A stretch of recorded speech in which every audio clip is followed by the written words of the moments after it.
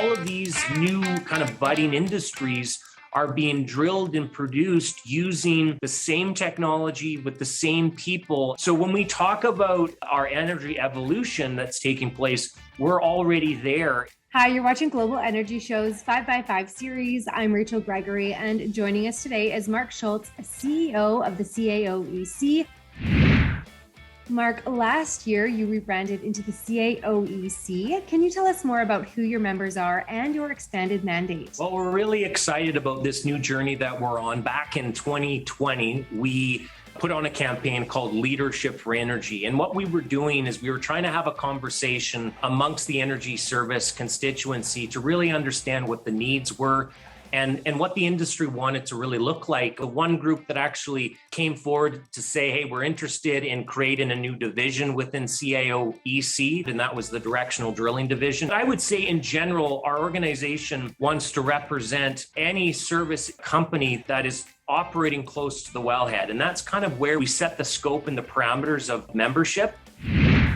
In your opinion, how could Canada secure long-term investment in the energy sector? I boil it down into really four key areas. The first is the development of infrastructure. So we need to build pipelines, not only to carry commodities like crude oil, natural gas, but also we need to look at pipelines that are going to be carrying carbon dioxide, and that's going to be allowing us to fulfill the demands for carbon capture, utilization, and storage. The second is we need to have competitive and predictable public policy. And that means we need to work with governments to ensure that we can build the necessary infrastructure under the right frameworks to ensure capital can be attracted. The third is that we would send positive signals to the investment community from senior levels of government, both at a federal and provincial level, indicating support for the industry, indicating support that they want to see things grow in the industry and to be leaders within energy development and export around the world. And then finally, I would say attraction and retention of talent. It is so important that we get the right people, get the engineers, the crews that we need, the subject matter experts in all the various fields of geology, et cetera,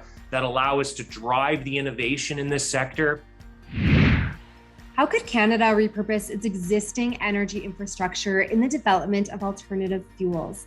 And how can the expertise in hydrocarbon and tech sectors be utilized in clean tech? Yeah, so that's really interesting. And that's part of the exciting new, journey that our association is on as we change the name of our organization to the Canadian Association of Energy Contractors. One of the things that is really important to point out is our members who drill currently today for, about 95% of their business is in the oil and gas industry.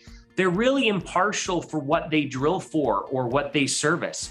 So what we have members that are drilling for lithium extraction through brine. We have members drilling for potash, carbon capture and storage wells, helium, natural gas. Of course, it's going to be the feedstock to our blue hydrogen industries, but also geothermal. All of these new kind of budding industries are being drilled and produced using the same technology with the same people, and in many cases, the same processes. So when we talk about our energy evolution that's taking place, we're already there. Throughout the next decade, what should companies in energy be doing right now to help prepare for the changing market? The first one is to work through associations and ensure we have strong associations so that we can collaborate directly with government. We need to make sure that we get the public policy right that guides this transition, that it's pragmatic and it's realistic. The second is start thinking about strategic decarbonization or carbon abatement capital deployment strategies. And then finally, work in collaboration with your producer to be problem solvers. How do we work together to reduce emissions?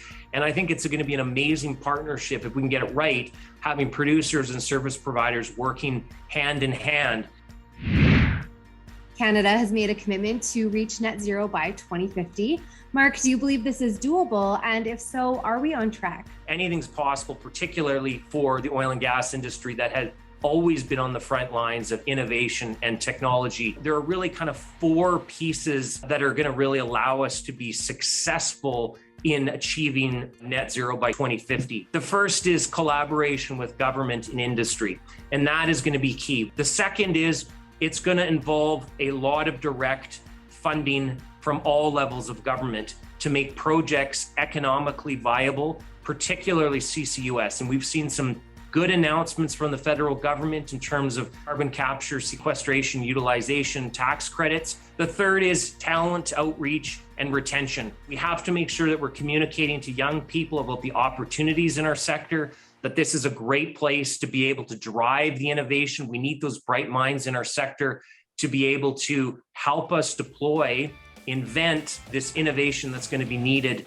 in order to decarbonize. And finally, we need to have access to investment capital from those ESG conscientious investors. And I would say Canada ranks number one when it comes to any sort of ranking on ESG. Investors who are concerned about climate change and emissions need to look seriously at the Canadian oil and gas industry as an opportunity to put investments to work that's going to help us decarbonize this planet, but also to be leaders on all segments of energy that's going to come out of Canada. Thank you, Mark. It was a pleasure chatting with you today and learning more about the CAOEC. Thank you so much. And thank you for watching Global Energy Show's 5x5 series.